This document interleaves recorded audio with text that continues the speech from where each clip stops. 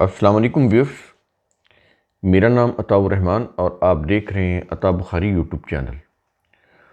قرآن کریم کی مسلسل ایکسپوزیشن کے سلسلہ میں آج ہم سورہ الاعراف کی آیت نمبر 85 سے شروع کریں گے۔ ان آیات کے اندر گزشتہ اقوام کے عبرت ناک نصیحت آموز واقعات کا ذکر کیا جا رہا ہے۔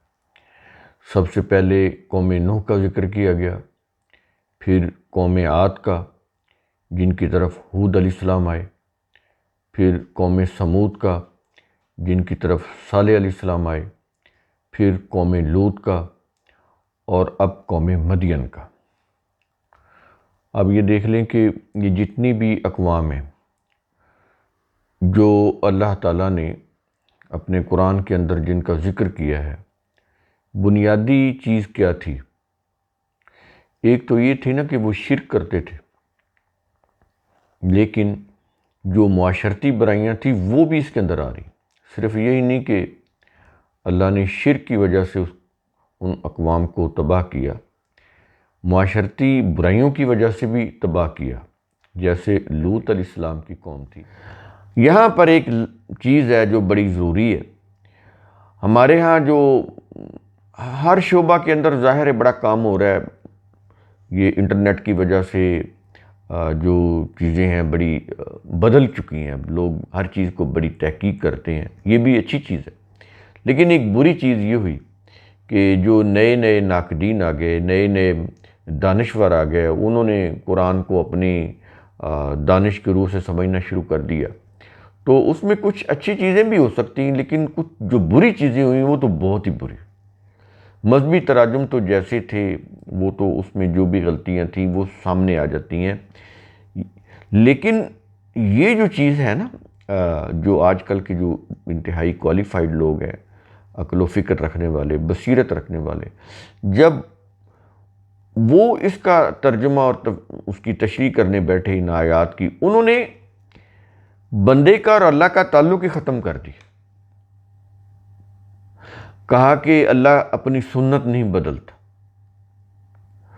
اب ان کو یہ ایک وہ آیت تو یاد ہوگی کہ لن تجد لسنت اللہ تبدیلا، اللہ اپنی سنت نہیں بدلتا۔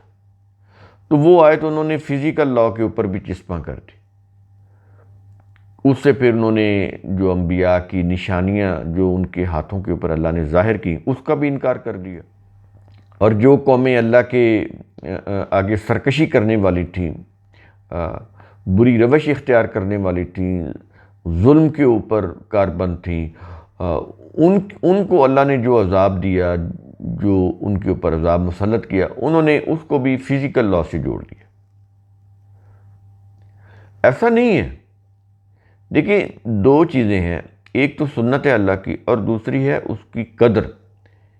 یہ قدر اسی سے ہے، اللہ کا قدیر ہونا، اللہ کا قادر ہونا۔ اللہ ہر چیز پر قادر ہے، اللہ قدیر ہے، تو یہ قدر سے ہے۔ قدر کا مطلب ہوتا ہے اندازہ اور پیمانہ۔ تو اللہ نے ہر چیز کا اندازہ اور پیمانہ، ہر چیز اس کے اندر رکھا ہوا ہے، جس کی روح سے وہ ہر چیز جو ہے وہ اپنا کام کرتی ہے۔ تو یہ واقعی نہیں بدلتے، اس میں تو کوئی شک نہیں ہے، لیکن اس کے اوپر اللہ کا امر ہوتا ہے۔ جب وہ غالب آتا ہے تو وہ پھر جب تک اس کی مشیت ہوتی ہے اتنی دیر وہ جو اس کی جو قانون ہے نا، جو فزیکل لاز، وہ اس وقت تک سسپینڈ ہو جاتا ہے، معطل ہو جاتا ہے۔ پھر اللہ جو چاہتا ہے اپنے قانون کی، اپنی مشیت کی روح سے کرتا ہے۔ مشیت بھی اللہ کا قانون ہے۔ دیکھیں نا، جب قوم نوح کے اوپر سیلاب آیا تو اللہ نے زمین کو حکم دیا کہ اے زمین جتنا بھی پانی ہے وہ باہر نکال دے۔ تو جب وہ نافرمان قوم کے لوگ غرق ہو گئے تو اللہ نے پھر زمین کو حکم دیا کہ اپنا پانی پی جا، آسمان کو حکم دیا کہ تھم جا، یعنی بارش جو تھی برس رہی تھی وہ بھی بند ہوگی۔ تو پھر روٹین کے اوپر آ گیا، سیلاب ختم ہو گیا۔ تو جب اللہ کی مشیت ہوئی تو یہ کچھ ہو گیا، عذاب آ گیا۔ تو یہاں پر آپ کیا کہیں گے؟ یہ ایک واقعہ تو نہیں ہے، نوح علیہ السلام کا واقعہ صرف یہی تو نہیں ہے، باقی قوم عاد ہے، قوم سمود ہے، قوم مدین ہے، اتنے بڑے بڑے پہاڑ ان میں زلزلہ طاری کر کے مسمار کر دی گئیں، تباہ و برباد کر دی گئی ان کی بستیاں، وہ ایسے ہو گئی جیسے کوئی رہتا ہی نہیں تھا یہاں پر، کوئی بستا ہی نہیں تھا یہاں پر، صبح ہوئی تو وہ اوندے منہ پڑے ہوئے تھے۔ یہ کیا تھا؟ یہ فزیکل لا کے تحت ہوئی تھی؟ نہیں، ورنہ تو وہ اتنے مضبوط پہاڑ تھے، وہ کیوں ٹوٹتے، وہ کیوں گرتے، وہ کیوں ان کی تہس نہس ہو جاتے؟ اللہ کا حکم ہوا تو وہ ہے نا۔ تو اس کا مطلب یہ ہوا کہ اللہ کا جو حکم، اس کا جو امر ہے نا، وہ اس کی قدر کے اوپر جب غالب آتا ہے تو پھر اللہ اپنی مشیت سے جو چاہتا ہے وہ کرتا ہے، اس کے سامنے پھر کوئی طاقت ٹھہر نہیں سکتی۔ فزیکل لاز بھی تو اللہ کی بنائے ہوئے ہیں نا، وہ جب چاہے ان کو سسپینڈ کر دے اور ان کے اوپر اپنا امر غالب کر دے۔ تو سنت کا تعلق انسانی معاملات کے حساب سے جو اللہ کا طریقہ ہوتا ہے نا، اس کو سنت بولتے ہیں، کہ انسان اچھا کریں گے تو ان کے ساتھ اچھا معاملہ ہوگا، یہ اللہ کا طریقہ ہو گیا۔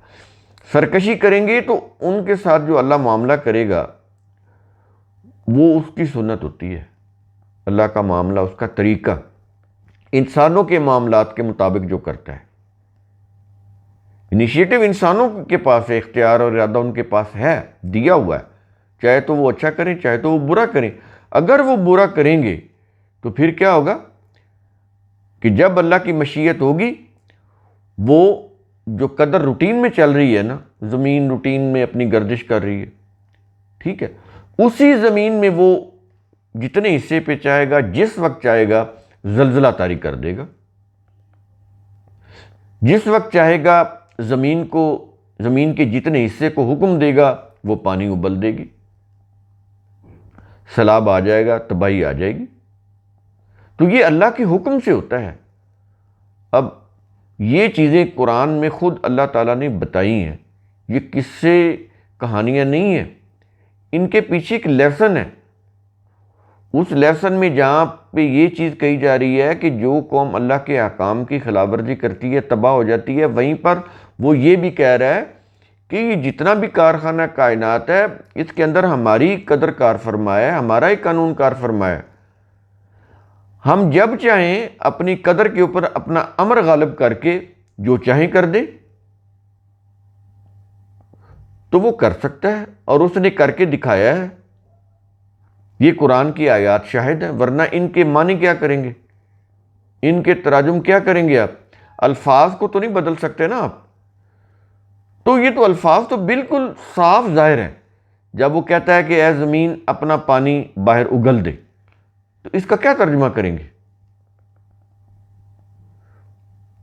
تو یہ چیزیں صاف بتاتی ہیں کہ اللہ کا امر جب اس کی قدر کے اوپر غالب آتا ہے تو اس کی جو قدر ہے وہ عارضی طور پر سسپینڈ ہو جاتی ہے، اور اس کے امر سے جو وہ چاہتا ہے وہ اپنے امر سے کرتا ہے۔ سیلاب لے کر آئے، طوفان لے کر آئے، اندھیری لے کر آئے، پتھروں کی بارش برسا دے، آگ برسا دے، جو چاہے کر دے، زلزلہ لے آئے،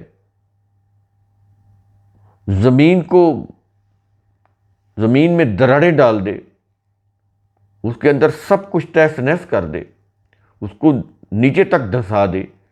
یہ اللہ کے اختیار ہے، اللہ کا، اس کے اختیار کے آگے کوئی کھڑا نہیں ہو سکتا، کسی میں مجال نہیں ہے۔ تو وہ تو اس کے اپنے بنائے ہوئے قوانین بھی وہ سسپینڈ ہو جاتے ہیں اتنی دیر کے لیے جب تک وہ چاہتا ہے۔ تو یہ بڑا اہم پوائنٹ ہے۔ یہ قرآن نے سمجھایا ہے کہ اللہ اس کائنات کو بنا کر چپ کر کے ایک جگہ پہ معطل ہو کے بیٹھ نہیں گیا، وہ جب چاہے جو چاہے کر سکتا ہے۔ تو ان چیزوں کے یہ جو تصورات ہیں نا، جو بہت زیادہ مادہ پرستی کی وجہ سے پیدا ہو رہے ہیں کہ جی قانون کیسے تبدیل ہو سکتا ہے، بھئی نہیں ہوتا۔ ہم بھی کہہ رہے ہیں درخت کا پھل جو ہے وہ بڑا ہونے کے بعد ہی لگے گا، وہ یہ نہیں کہ لگتے ہی اس کو باہر نکلتے ہی پھل لگنے شروع ہو جائیں، نہیں ہوگا۔ یہ عام چیز، نارمل قانون یہی ہے، روٹین یہی ہے کائنات کی، لیکن اس قدر کے اوپر، اس روٹین کے اوپر اللہ کا امر بھی ہے۔ جب آتا ہے تو وہ جو چاہے کرے، کوئی اس کو پوچھنے والا نہیں ہے۔ تو اس کائنات کو بنا کر اللہ ایک جگہ وہ نہیں بیٹھ گیا کہ انسان اور بندے کا تعلق ہی ختم ہو گیا ہو۔ آپ قرآن پڑھیں، جا بجا انبیاء کو آپ دیکھتے ہیں نا کہ اللہ سے دعا کر رہے ہیں، کبھی بیٹا مانگ رہے ہیں، اولاد مانگ رہے ہیں، کبھی کفار کے اوپر غلبہ مانگ رہے ہیں، کبھی کسی مشکل میں ہیں تو اس مشکل میں اللہ کو پکار رہے ہیں کہ یا اللہ تو اس مشکل سے ہمیں نکال دے۔ یونس علیہ السلام جب مچھلی کے پیٹ میں گئے تو کس کو پکارا تھا اور کس نے نجات دلائی تھی؟ اللہ نے۔ تو دعا کی نا، درخواست کی نا اللہ سے۔ ایسے ہی جب انبیاء نے وہ کفار سے جنگیں لڑیں، اپنے ساتھیوں کے ساتھ کفار کے خلاف جب وہ جنگیں لڑیں تو بڑی سخت جنگیں تھی، وہ گولی کی یا ایٹم کی یا میزائل کی جنگ تو نہیں تھی کہ بٹن دباتے ہی وہ حملہ ہو جائے گا، تلواروں کے سامنے کھڑا ہونا پڑتا تھا۔ تو وہاں پر تو یہ کہا جا رہا ہے وَزُلْزِلُوا زِلْزَالًا شَدِيدًا، کہ ان کے اوپر مصائب کے زلزلے طاری ہو گئے اور وہ پکار اٹھے متى نصر اللہ، اللہ کی مدد کب آئے گی؟ تو یہاں پر تو جگہ جگہ پر یہ چیز بتائی جا رہی ہے، انت مولانا فانصرنا علی القوم الکافرین۔ انبیاء کو دعائیں بتائیں گی کہ اللہ سے کہو انت مولانا، تو ہمارا مولا ہے، فانصرنا، تو ہی ہمیں نصرت دینے والا ہے، علی القوم الکافرین، کافروں کے اوپر، دشمنوں کے اوپر، تو ہمیں غلبہ عطا کر، ہمیں فتح اور نصرت دے، ہمیں مدد دے۔ تو یہ اللہ کی مدد، اس کی نصرت، اس کے لیے انبیاء نے دعائیں مانگی۔ زکریا نے جب بیٹا مانگا تو وہ اللہ سے دعا کی نا، بیٹا مانگا۔ تو آپ لیتے پھریں گے فزیکل لاس، یہ کوئی فزیکل لا کی نفی نہیں ہے، یہاں پر اللہ کے اختیارات کا معاملہ ہے۔ تو اللہ کے اختیارات، اس کا امر، وہ ہمیشہ غالب آتا ہے، وہ جب چاہے جو چاہے کر دے۔ تو اس میں کسی کو شبہ نہیں ہونا چاہیے۔ یہ جو برین ہے، یہ جس کو ہم دماغ بولتے ہیں یا عقل بولتے ہیں، یہ کتنی کی ہے اللہ کے اختیارات کے مقابلے میں؟ کوئی لامحدود ہے؟ جو لامحدود ہے، جس کے اختیارات لامحدود ہیں، اس کے مقابلے میں ہماری عقل کی حیثیت ہی کیا ہے؟ ایک نیورو سرجن سے پوچھیں کہ وہ اس عقل کو کتنا، اس برین کو کتنا کہ سمجھتا ہے؟ 7-8%۔ اتنی ترقی ہونے کے باوجود یہ حال ہے ہمارا۔ تو یہ ان باتوں میں نہ آیا کریں جو آج کل کے جو فلاسفر ہیں نا، جو اللہ اور بندے کا تعلق ہی ختم کر دینا چاہتے ہیں کہ اللہ سے مانگنے کی کیا ضرورت ہے۔ نہیں، تمام انبیاء نے اللہ سے دعا مانگی، اللہ سے دعا مانگنی چاہیے، اپنی ضروریات کے لیے اس کے سامنے گڑ گڑانا چاہیے، التجا کرنی چاہیے، اس سے مانگنا چاہیے۔ وہ ہمارا خالق ہے، وہ ہمارا رازق ہے، وہ ہمارا رب ہے۔ اس سے ہماری عجز و انکساری کا اظہار ہوتا ہے، ہم اس کی مخلوق ہیں، ہم اس کے عباد ہیں، عبد ہیں، بندے ہیں۔ بندے کا معنی ہی محکوم ہے، ہم اس کے محکوم ہیں، اس کے حکم کے غلام ہیں۔ وہ اتنی کی وہ چھٹاک، ایک چھٹاک کے برابر وہ بھیجا پا کے ہم کہیں کہ ہمارے سے اوپر کوئی فلاسفر نہیں ہے، ہم نے سمجھ لیا ہے سب کچھ، اللہ کے اختیارات کو، اس کی قدرتوں کو، بالکل غلط ہے۔ اپنے اندر عاجزی اور انکساری پیدا کریں، اللہ سے رابطہ بنائیں، اس سے ربط پیدا کریں۔ اگر اللہ سے رابطہ ٹوٹے گا برباد ہو جائیں گے۔ اللہ سے اپنا رابطہ مضبوط بنائیں، وہ اس کے سامنے التجا کریں۔ آپ یہ دیکھیں چیٹ جی بی ٹی کیا کہتے ہیں، وہ کہ اے آئی ہے، چیٹ جی بی ٹی ہے، اس سے باتیں کریں۔ تو وہ اللہ ہے جو پوری کائنات کا خالق مالک رازق، باتیں کریں اس سے، سمجھے کہ وہ دیکھ رہا ہے، سن رہا ہے، اس کے آگے جھکیں، عاجزی اور انکساری کریں، گڑ گڑائیں، دعا مانگیں، کیونکہ وہ ہمارا خالق ہے، کیونکہ اس کے ہاتھ میں جتنے بھی اختیارات ہیں، جتنی بھی قوتیں ہیں، طاقتیں ہیں، وہ اس کے ہاتھ میں ہیں۔ ہم تو اس کے سامنے بڑے بے بس ہیں۔ اتنے بڑے بڑے میگا سٹرکچر، ایک چھوٹا سا زلزلہ ہے، یہ ہوتی نہیں تباہیاں۔ یہ باہر امریکہ کی کچھ ریاستیں آپ دیکھ لیں، جیسے ڈیٹرائٹ تھی، وہ طوفان آیا تو وہ ایسے ہوگی جیسے تھی نہیں۔ یہ کیوں ہوتا ہے؟ جب کوئی قوم حد سے بڑھ جاتی ہے تو پھر ان کے اوپر تباہی آتی ہے، اور وہ پھر قوم بچ نہیں سکتی۔ آپ کو میں نے بتایا نا، اسات کیا ہوتی ہے، وہ یعنی زیر زمین تباہی، یوں سمجھ لیں، زیر زمین سمجھ لیں کہ تباہی چلی آ رہی ہوتی ہے ہماری غلط کاموں کی وجہ سے۔ کاز اینڈ ایفیکٹ کی کڑیاں مل رہی ہوتی ہیں، جب مل جاتی ہیں، تباہی کا وقت آ جاتا ہے، تو پھر وہ اسات اتنی یکلخت آتی ہے کہ پھر اس قوم کو سنبھلنے کا موقع نہیں ملتا، پھر اللہ کا امر غالب آ جاتا ہے۔ پھر وہ جو قدر ہے نا، جس کے مطابق کائنات ایک روٹین سے چل رہی ہوتی ہے، وہ سسپینڈ ہو جاتی ہے۔ تو یہ چیزیں سمجھیں، یہ حقائق ہیں۔ یہاں پر قوم مدین کا جو ذکر کیا جا رہا ہے، اس سلسلے میں آیات زیادہ ہیں اور طویل ہیں، تو ہم کوشش کریں گے کہ اسی لیکچر میں ہی یہ جو ٹاپک ہے وہ پورا ہو جائے، قوم مدین کا۔ شروع کرتے ہیں۔ وَإِلَىٰ مَدْيَنَ أَخَاهُمْ شُعَيْبًا، ہم نے قوم مدین کی طرف ان کے بھائی شعیب کو بھیجا۔ دیکھیں یہاں پر بھی شعیب کو اس قوم کا بھائی کہا جا رہا ہے۔ ظاہر ہے وہ انہی میں سے تھے، تو اس لیے بھائی کہا جا رہا ہے۔ انہوں نے پھر جب نبوت ملی تو کیا دعوت دی؟ قال یا قومی اعبدوا اللہ ما لکم من الہ غیرہ، وہی دعوت ہے جو ان سے پہلے انبیاء دیتے رہے۔ انہوں نے کہا کہ اے میری قوم، اللہ کی محکومیت اختیار کرو، جس کے سوا تمہارا کوئی الہ نہیں ہے، صرف ایک اللہ الہ ہے، وہی خدا ہے، اسی کے آگے جھکو، اسی کے حکموں کی تعمیل کرو۔ اس کے بعد الفاظ ہیں، قد جاءتکم بینۃ من ربکم، تمہارے پاس تمہارے رب کی طرف سے واضح دلیلیں آ چکی ہیں۔ اس کے بعد الفاظ ہیں،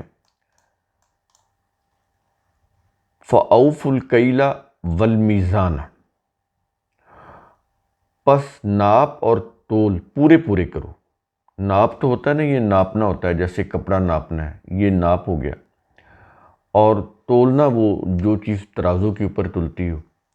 تو دونوں چیزیں آ گئی، میئرمنٹ بھی آ گئی، جن چیزوں کی پیمائش کی جاتی ہے، وہ کپڑا ہو یا کوئی بھی چیز ہو، اور جو چیز تولی جاتی ہوں وہ بھی اس کے اندر آ گئی۔ دونوں کو لے لیا قرآن نے، کیل اور میزان، دونوں چیزیں آ گئی۔ تو ایک حکم تو یہ ہو گیا کہ ناپ اور تول پورے پورے کرو۔ دوسرا حکم، وَلَا تَبْخَسُوا النَّاسَ أَشْيَاءَهُمْ، لوگوں کی چیزوں میں کوئی کمی نہ کیا کرو، کسی کا حق نہ مارا کرو، کسی کی حق تلفی نہیں کرنی، جتنی کسی کی کوئی چیز بنتی ہے اس کو اتنی ہی دینی ہے، کم کر کے نہیں دینی۔ اب زمانہ بڑا ایڈوانس ہو گیا ہے، تو پہلے تو یہ ہوتا تھا نا کہ صرف وہ ترازو سے جب تولتے تھے تو اس کی کہتے تھے ڈنڈی مار لی اس نے، یعنی کم تول کے دے دیا، یا کوئی کپڑا ماپا ہے تو اس کو جب وہ گزوں سے ناپتے ہیں تو اس میں سے کھینچ کے تاکہ وہ کپڑا زیادہ اس میں ماپا جائے، تو اس طرح سے وہ کمی پیشی کرتے۔ تو اب تو بڑے جدید طریقے آ گئے ہیں. اب جو پیٹرول پمپ ہے وہاں پر جو پیٹرول ڈالا جاتا ہے اس کے اندر بھی وہ اس کی جو پیمائش ہے وہ کم ہوتی ہے. وہ 1 لیٹر پورا نہیں ہوتا، کم ہوتا ہے. ہوٹلوں میں بھی آپ کھانا کھائیں تو اگر آپ نے 1 کلو کی کڑھائی بنائی ہے تو وہ کلو نہیں ہوگا، 800 گرام ہوگا یا 750 یا 700 گرام ہوگا. تو یہ اس طرح کی چیزیں جو ہیں قرآن منع کر رہا ہے، کہتا نہیں پورا دو. تو لوگوں کی جو بھی چیزیں ہیں ان میں کمی نہ کرو. یہ دوسرا ہو گیا.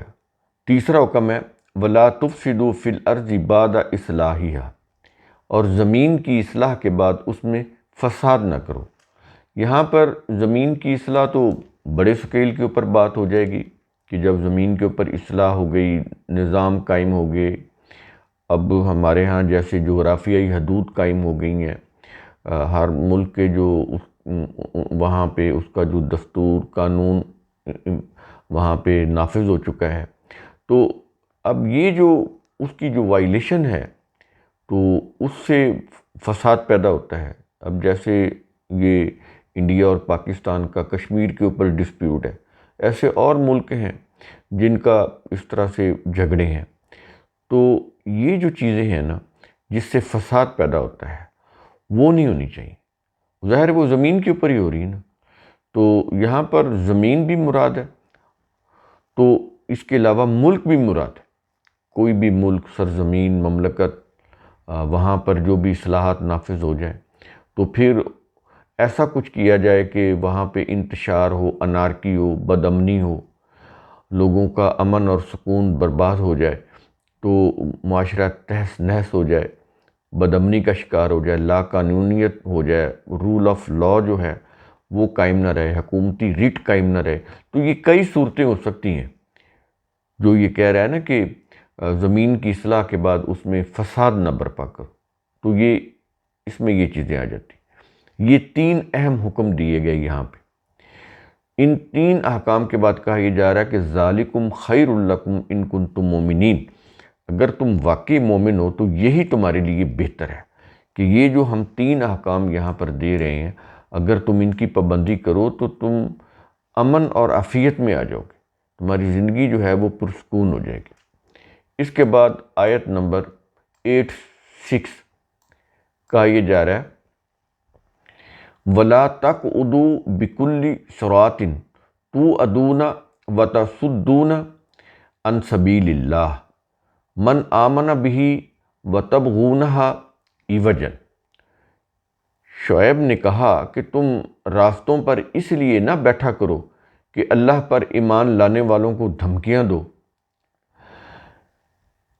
اور انہیں اللہ کی راہ سے روکو اور اس میں ٹیڑھ یعنی انحراف پیدا کرو. انحراف، ڈیویشن، یہ ٹیڑھ ہوتی ہے. یہاں پر یہ جو ہے نا کہ اللہ پر ایمان لانے والوں کو، اس سے مراد یہ بھی ہو سکتی ہے کہ امن قائم کرنے والوں کو، کیونکہ یہ امن اور ایمان کا مادہ ایک ہی ہے. تو سیاق و سباق کی روح سے بھی ہم اس کو دیکھیں گے نا تو اس میں یہ امن قائم کرنے والے بھی آ جاتے ہیں، ایمان لانے والے. اور ایمان لانے کے بعد اگلا جو ان کا قدم ہوتا ہے وہ کیا ہوتا ہے؟ امن قائم کرنا.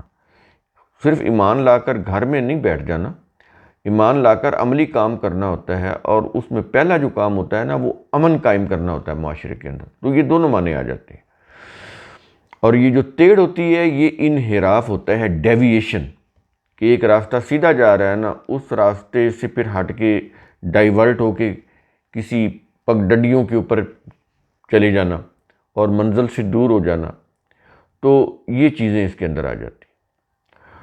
اس کے بعد کیا یہ رہا ہے کہ وَاذْكُرُوا إِذْ كُنْتُمْ قَلِيلًا فَكَثَّرَكُمْ، یاد کرو کہ جب تم تعداد میں کم تھے پھر اللہ نے تمہیں زیادہ کر دیا، یعنی تعداد میں زیادہ کر دیا. اس کے بعد آیت کے آخر میں کیا یہ رہا ہے کہ وَانظُرُوا كَيْفَ كَانَ عَاقِبَةُ الْمُفْسِدِينَ، اور دیکھو فساد کرنے والوں کا کیسا تباہ کن انجام ہو. ساتھ ساتھ یعنی ریئلائز کرا رہا ہے کہ دیکھ لو کہ جن لوگوں نے بھی ہمارے احکام کی حکم عدولی کی اور ان سے پھر دیکھیں کہ ان کا انجام کیا ہوا دنیا میں. یہ جو قرآن بتا رہا ہے نا، جیسے قوم لوط جہاں پہ رہتی تھی اب وہاں پر ڈیڈ سی ہے، تو آج بھی وہ نشانی قائم ہے تاکہ عبرت حاصل کی جائے۔ اس طرح قوم عاد کے، قوم سمود کے جو پہاڑوں میں تراشے ہوئے گھر تھے، وہ آج بھی ان کے کھنڈرات، ان کے ملبے موجود ہیں، تو ان کو دیکھ کے انسان عبرت حاصل کرتا ہے۔ یہ مدینہ سے ملک شام کی طرف جائیں تو یہ راستے میں آتے ہیں۔ تو یہ چیز ہوگی۔ اب اس کے بعد آیت نمبر 87 کیا یہ رہا ہے؟ وَإِن كَانَ طَائِفَةٌ مِّنكُمْ آمَنُوا بِالَّذِي أُرْسِلْتُ بِهِ وَطَائِفَةٌ لَّمْ يُؤْمِنُوا۔ شعیب نے کہا، اللہ کی طرف جو ہدایت دے کر مجھے بھیجا گیا ہے، اگر تم میں سے ایک گروہ اس پر ایمان لے آیا ہے اور دوسرا گروہ اس پر ایمان نہیں لایا، اب دو چیزیں ہوگی نا، کہ جو بھی اللہ نے ہدایت دی، ایک گروہ اس کے اوپر ایمان لے آیا اور دوسرا گروہ اس کے اوپر ایمان نہیں لایا۔ اب یہاں پر اس کا کمپیریزن کر کے دکھایا جا رہا ہے۔ تو اس سلسلے میں آگے کیا کہا جا رہا ہے؟ فَاصْبِرُوا حَتَّى يَحْكُمَ اللَّهُ بَيْنَنَا، تو ذرا اس وقت تک صبر کرو جب تک اللہ ہمارے درمیان فیصلہ نہ کرتے۔ اب یہاں پر یہ دیکھ لیں، پریگمیٹک ٹیسٹ آ گیا کہ اب دو گروہ ہو گئے۔ ایک وہ ہے جو اللہ کی ہدایات کے اوپر چلنے والا ہے، اس کے مطابق اپنی زندگی گزارنے والا ہے۔ دوسرا وہ گروہ ہے جو اللہ کی ہدایات سے منہ موڑنے والا ہے، سرکشی کرنے والا ہے، اپنی من پسند راہوں کے اوپر چلنے والا ہے، یعنی اپنی جس کے اندر ان کا اپنا ذاتی مفاد ہو، ان مفاد کی راہوں کے اوپر چلنے والا ہے۔ تو اب یہ دو چیزیں ہوں گی، دو اقوام ہوگی نا، دو گروہ ہو گئے، دو طبقے ہو گئے۔ اب اس میں کمپیریزن کیسے؟ کہ وہ یہ کہہ رہا ہے کہ کچھ وقت کے بعد یہ جو لوگ ہیں، ان کا جو بھی انجام ہوگا ان دونوں گروہوں کا، اس سے فیصلہ ہو جائے گا کہ کون صحیح تھے اور کون غلط تھے۔ جن کا انجام اچھا ہوگا تو ڈیفینیٹلی وہ ان کا راستہ صحیح تھا، ان کا نظام صحیح تھا، اور جو لوگ تباہ ہو جائیں گے ڈیفینیٹلی وہ غلط راہ کے اوپر تھے۔ تو یہاں پر یعنی پریگمیٹک ٹیسٹ سے بتا رہا ہے، یہ نہیں کہ کوئی غیب سے کوئی چیز پتہ چل جائے گی، کہ تم عملی مشاہدہ کر کے خود معلوم کر لو گے کہ کون کامیاب ہوتا ہے اور کون ناکام ہوتا ہے۔ تو اس وقت تک تم ذرا صبر کرو، دیکھتے جاؤ کہ آگے انجام کس کا اچھا ہوتا ہے کس کا برا۔ اس کے بعد آیت کا اختتام ہو رہا ہے، وَهُوَ خَيْرُ الْحَاكِمِينَ، اور وہی سب سے بہتر فیصلہ کرنے والا ہے۔ جو گروہ جس طرح کا وہ کام کرے گا، اللہ جو ہے اس کے مطابق اس کا فیصلہ کرے گا۔ انیشیٹو انسانوں کے پاس ہے، کیونکہ ارادہ اور اختیار دیا ہوا نا، تو جیسا کچھ وہ کریں گے ویسے ہی ان کے ساتھ معاملہ ہوگا۔ اچھا کریں گے اچھا معاملہ ہوگا، برا کریں گے برا معاملہ ہوگا۔ جو بوئیں گے وہی کاٹیں گے، یہ ہے قانون مکافات عمل۔ یہاں پر 8واں پارہ ختم ہو گیا۔ اب یہ سلسلہ چل رہا ہے تو آگے 9واں پارہ شروع ہو رہا ہے۔ عربی میں اس کو جز بولتے ہیں، پارہ۔ پارہ تو ویسے یہ فارسی زبان کا لفظ ہے، تو عربی میں اس کو جز بولتے ہیں۔ تو 9واں جز شروع ہو گیا۔ اب آیت نمبر 88 الفاظ ہیں، قال الملأ الذین استکبروا من قومہ، شعیب کی قوم کے متکبر سرداروں نے کہا، وہ بڑے بڑے سردار، تکبر کرنے والے، بڑی قوت اور طاقت رکھنے والے، انہوں نے کیا کہا، لَنُخْرِجَنَّكَ یا شعیب وَالَّذِينَ آمَنُوا مَعَكَ مِن قَرْيَتِنَا، اے شعیب ہم تجھے اور تیرے ساتھ ایمان لانے والوں کو اس بستی سے نکال دیں گے۔ اگر تم نے ہماری بات نہیں مانی، اگر تم نے اپنے آپ کو ہمارے مطابق، ہمارے رسم و رواج، ہمارے طریقوں کے مطابق نہ ڈھالا، ہماری روش کے مطابق تم نے اپنی زندگی نہ گزاری، تو ہم تمہیں بھی اور تمہارے ساتھیوں کو بھی، تمہارے فالورز کو بھی بستی سے نکال دیں گے۔ یہ کہا انہوں نے، قوم مدین نے۔ اس کے بعد اگلے الفاظ ہیں، کیا یہ رہا ہے کہ او لتعودن فی ملتنا، ورنہ تم سب کو ہمارے ہی طریقے پر آنا ہوگا. یعنی اگر یہ چاہتے ہو کہ ہم تمہیں بستی سے نہ نکالیں تو پھر تمہیں ہمارے ہی طریقے کے اوپر، ہماری ہی روش کے اوپر آنا ہوگا. پھر یہ جو وعظ و نصیحت کی جو چیزیں تو ہمیں بتا رہا ہے نا، اسے بند کرنی ہوگی. ہمیں وعظ و نصیحت نہیں کرو گے، جو کچھ ہم کر رہے ہیں اور اس کے اوپر آپ بھی خاموشی سے چلتے چلے جائیں.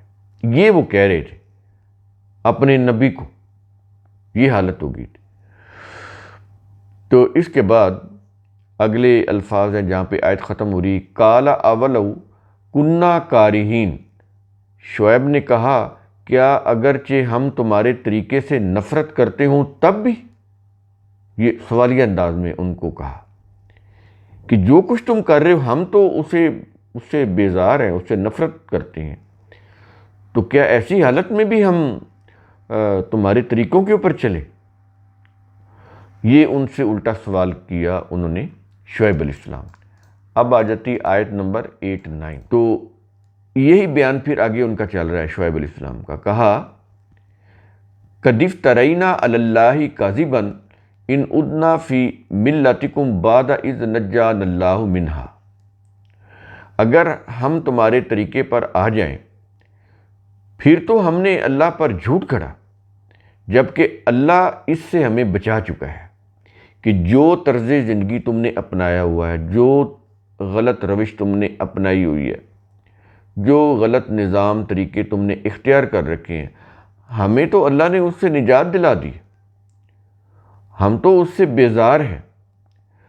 اگر ہم پھر اسی طریقوں کی طرف لوٹ جائیں، تمہاری طرح ہو جائیں، تو پھر تو ہم نے اللہ پر جھوٹ کھڑا. یہ چیز شعیب علیہ السلام نے ان سے کہی. اس کے بعد آگے وما یکون لنا ان نعود فیہا، اور ہمارے لیے یہ ممکن نہیں کہ ہم اس طریقے پر آ جائیں جو تمہارا طریقہ ہے، جو کہ غلط ہے. اس کے بعد اگلے الفاظ ہیں الا ان یشاء اللہ ربنا. ہاں اگر ہمارا رب چاہے تو یہ اور بات ہے. پھر تو ہماری مجبوری ہوگی نا کہ ہمارے رب نے کہا. تو ظاہر رب تو ایسے غلط طریقے اختیار کرنے کے متعلق نہیں کہے گا کسی کو. تو یہ ایک طرح کا ان کو جواب دیا کہ اگر ہمارا رب چاہے تو پھر تو اور بات ہے، لیکن ہمارے لیے ممکن نہیں ہے کہ ہم تمہارے ان غلط طریقوں کو اختیار کرنے لگ جائیں صرف تمہاری اس دھمکی کی بنیاد کے اوپر کہ تم ہمیں اس بستی سے نکال دو گے. یہاں پر یہ بھی چیز سمجھ لیں کہ بستی سے نکالنا، آج تو کسی سے شہر سے نکال دیں، اس کے شہر سے نکال دیں، کوئی اتنا بڑا مسئلہ نہیں ہے. دنیا میں ہر جگہ بہت زیادہ ترقی ہو چکی ہے، تو آلریڈی ہر جگہ شہری سہولیات موجود ہے، ایون کہ گاؤں جو ہیں وہاں پر بھی. لیکن اس دور میں بستی سے باہر ہو جانا، اپنی قوم سے باہر ہو جانا، موت کو دعوت دینا تھا. وہاں پر کچھ سڑکیں نہیں بنی ہوئی تھیں، وہاں پر یہ نہیں تھا کہ آپ کہیں جائیں گے تو کوئی ہوٹل ہوگا، آپ کھانا کھا لیں گے، کہیں کوئی قیام کر لیں گے، کہیں کوئی قیام اور طعام مل جائے گا. یہاں پر تو ہم موٹر وے پہ سفر کر رہے ہوتے ہیں تو تھوڑے تھوڑے فاصلوں کے اوپر قیام اور طعام گاہیں بنی ہوئی ہیں، ریسٹ ایریا بنا ہوا ہے. تو ایسا نہیں تھا. پھر جگہ جگہ کے اوپر پیٹرولنگ ہو رہی ہے، پولیس کی وہ گاڑیاں پھر رہی ہیں تاکہ کوئی واردات نہ ہو جائے، کسی کو لوٹ نہ لیا جائے. تو لا اینڈ آرڈر قائم ہے، اس کے لیے جگہ جگہ انفورسمنٹ ایجنسیاں پھر رہی ہوتی ہیں، ان کی فورسز موجود ہوتی ہیں تاکہ کوئی ڈکیٹی نہ ہو جائے، کوئی چوری نہ ہو جائے، کسی کو کوئی نقصان نہ پہنچا دے. تو اس وقت تو نہیں تھا یہ چیزیں. اس وقت تو قبائل میں رہنا، بستی میں رہنا ہی زندگی تھی. قبائل سے باہر نکلنا، بستی سے باہر نکلنا موت تھی. بڑا مشکل کام تھا یہ.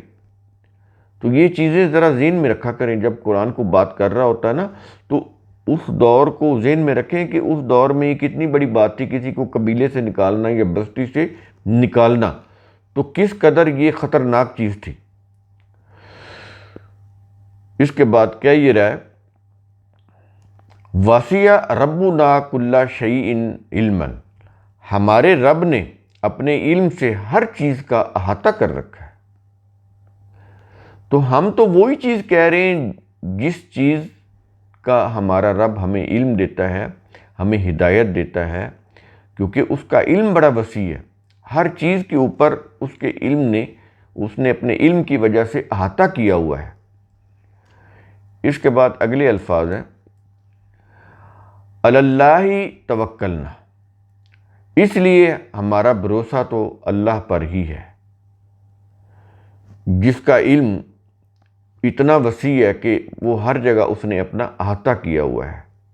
تو اگر تم کچھ ایسا کرو گے بھی تو پھر ہم بستی سے نکل جانا منظور کریں گے، لیکن تمہاری روش کو اختیار نہیں کریں گے۔ پھر ہم اللہ کے اوپر توکل اور اسی کے اوپر بھروسہ کریں گے۔ پھر اس کے بعد جو بھی ہوگا دیکھا جائے گا، لیکن تمہاری کسی دھمکی میں نہیں آئیں گے۔ اس کے بعد آگے شعیب علیہ السلام نے دعا کی، کیا الفاظ ہیں ربنا افتح بیننا و بین قومنا بالحق وانت خیر الفاتحین، اے ہمارے رب ہمارے اور ہماری مخالف قوم کے درمیان حق کے ساتھ فیصلہ کر دے، کیونکہ تو ہی سب سے بہتر فیصلہ کرنے والا ہے۔ یہ دعا کی شعیب علیہ السلام نے اللہ سے۔ اس کے بعد آیت نمبر ہے 90، الفاظ ہیں وقال الملأ الذین کفروا من قومہ، شعیب کی قوم کے کافر سردار کہنے لگے لئن اتبعتم شعیبا انکم اذا لخاسرون، اے اہل مدین اگر تم نے شعیب کی پیروی کی، اس کا کہا مانا، تو یقین رکھو نقصان اٹھاؤ گے۔ اب یہ جو قوم مدین کے جو سردار تھے نا، اپنے قوم کے لوگوں سے کہہ رہے تھے، جو عوام تھی، یہ تو طاقت میں تھے نا، سردار تھے، آگے جو ان کی عوام تھی، وہ ان کو کہہ رہے تھے، ان کو ڈرا دھمکا رہے تھے کہ اگر تم نے شعیب کا کہا مانا تو پھر تم بڑے سخت نقصان میں پڑ جاؤ گے۔ دھمکی دی، ان کو نتائج بد سے ڈرایا، قوم کے عام لوگوں کو، عام عوام کو۔ اس کے بعد آیت نمبر 91 فَأَخَذَتْهُمُ الرَّجْفَةُ فَأَصْبَحُوا فِي دَارِهِمْ جَاثِمِينَ، آخر کار انہیں زلزلے نے آ لیا تو وہ صبح اپنے گھروں میں اوندے منہ پڑے کہ پڑے رہ گئے، یعنی لاشیں تھیں وہ۔ اب دیکھیے پیچھے جو آیت ہے نا 7-8 اسی صورت کی، اس میں قوم سمود کی تباہی کے متعلق بھی بالکل یہی الفاظ کہے گئے۔ زلزلہ آیا اور وہ جو پہاڑوں میں بنے ہوئے، جو تراشے ہوئے جو گھر تھے اتنے مضبوط، وہ ختم ہو گئے۔ تو یہاں پر میں نے بتایا نا جاسمین، یعنی گھٹنوں کے بل گر جانا، منہ کے بل جا گرنا۔ اور جب صبح ہوئی تو یہ لفظ ہے نا فَأَصْبَحُوا، جب صبح ہوئی تو ان کی لاشیں پڑی تھی۔ کوئی تصور ہی نہیں کر سکتا تھا کہ اتنے بڑے پہاڑوں میں ان کے گھر تراش کے، انہوں نے اپنے گھر تراشے ہوئے تھے، اتنے مضبوط گھروں میں رہتے تھے، اور زلزلے نے تہس نہس کر کے رکھ دیا۔ اس کے بعد آیت نمبر 92 الذین کذبوا شعیبا کأن لم یغنوا فیہا، جن لوگوں نے شعیب کو جھٹلایا وہ ایسے نابود ہو گئے گویا کہ وہ اس بستی میں کبھی آباد ہی نہیں ہوئے تھے۔ یہ حالت کر دی ہم نے ان کی، اللہ کہہ رہا ہے کہ جیسے وہ اس بستی میں، ان گھروں میں کہیں کبھی کوئی وہ رہے بسے ہی نہیں تھے، ایسی حالت ہوگی ان کی قوم مدین کی۔ اس کے بعد دوبارہ کہا شعیب علیہ السلام کے متعلق کہ الذین کذبوا شعیبا کانوا هم الخاسرین، جن لوگوں نے شعیب کو جھٹلایا بالآخر وہی نقصان میں رہے۔ اب پیچھے وہ موازنے کی بات ہو چکی ہے نا، ان کے کمپیریزن کی، کہ اللہ کی ہدایات آنے کے بعد دو گروہ ہو گئے. ایک گروہ نے اللہ کی ہدایات کو اختیار کر لیا، دوسرے نے اس سے منہ موڑ لیا. تو وہاں پر کہا گیا نا کہ ذرا صبر کرو، دیکھو کس کا انجام برا ہوتا ہے، کس کا بہتر ہوتا ہے. اب یہاں پر ان کا انجام ظاہر کر کے بتا دیا کہ دیکھ لو کہ جن لوگوں نے بھی تکذیب کی اللہ کے حکام کی، ان کا انجام کیا ہو. جن لوگوں نے اللہ کے نبی کی تکذیب کی، اس کو جھٹلایا، تو انجام کیا ہو؟ زلزلہ آیا اور صبح کو وہ لاشوں کے ڈھیر پڑے ہوئے تھے ان کے. ایسے لگتا تھا جیسے یہاں پر کوئی بستا ہی نہیں. یہ حالت ہوگی اس قوم کی جن لوگوں نے اللہ کے حکام کا انکار کیا، شعیب علیہ السلام کو جھٹلایا، تو بالآخر وہی نقصان میں رہے. تو یہاں پر نتیجہ سامنے کر کے بتا دیا. یعنی قرآن کریم نے یہ نہیں کہا کہ بس جو ہم کہہ رہے ہیں مان لو، تاریخ کی شہادتیں لا کر بتا دیا کہ یہ جرم تھے اس قوم کے، اور پھر جب ان کی مہلت کا وقفہ ختم ہوا، زلزلہ آیا تو وہ تباہ ہو گئے. یعنی یہ نہیں کہ ہم نے یہ کہہ دیا تو مان لو، نہیں، تاریخ سے شہادتیں لا کر قرآن بتا رہا ہے. الفاظ فتولی عنہم، پھر شعیب ان سے منہ پھیر کر چل دیا. وقالا، یہ کہتے ہوئے کیا، یا قومی، اے میری قوم، لقد ابلغتکم رسالات ربی ونصحت لکم، اے میری قوم میں نے تمہیں اپنے رب کا پیغام پہنچا دیا اور تمہاری خیر خواہی کی. اس کے بعد الفاظ ہیں فَكَيْفَ آسَىٰ عَلَىٰ قَوْمٍ کافرین، اب تو تباہی سر پر آ چکی ہے، تو ایسے لوگوں پر میں کیسے افسوس کر سکتا ہوں جو کفر ہی کرتے رہے. ان کو میں سمجھاتا رہا، وہ انکار ہی کرتے رہے، تو اب میں کیسے افسوس ان سے کر سکتا ہوں؟ اب تو تباہی آ گئی ہے. بڑا سمجھایا، بڑی کوشش کی کہ یہ سمجھ جائیں، غلط روش سے باز آ جائیں، لیکن نہیں آئے. تو اب تو وہ مہلت کا وقفہ ختم ہو گیا ہے. اب ان کو حکم ہوا کہ بستی سے چلے جاؤ، کیونکہ زلزلہ آنے والا ہے اور یہ قوم تباہ ہو جائے گی. اب یہ جو چیز ہے نا پیچھے، یہی چیز قوم سمود سے متعلق آیت نمبر 79 میں صالح علیہ السلام نے بھی یہی الفاظ کہے تھے اس قوم کو کہ تمہیں بہت سمجھایا، لیکن اب تو تباہی کا وقت آ گیا ہے، اب مہلت کا وقفہ ختم ہو گیا ہے، میں تو اب جا رہا ہوں، لیکن اب تمہارے اوپر تباہی آ چکی. تو یہ کہہ کر وہ بھی چلے گئے تھے، کیونکہ اللہ کا حکم تھا کہ بستی چھوڑ دو. اب یہ تباہ ہو گئی. تو قرآن کریم کا اصول ثم تفکروا، اس کی روح سے آپ خود بھی سوچا کریں، سمجھا کریں، غور و فکر کیا کریں. شکریہ.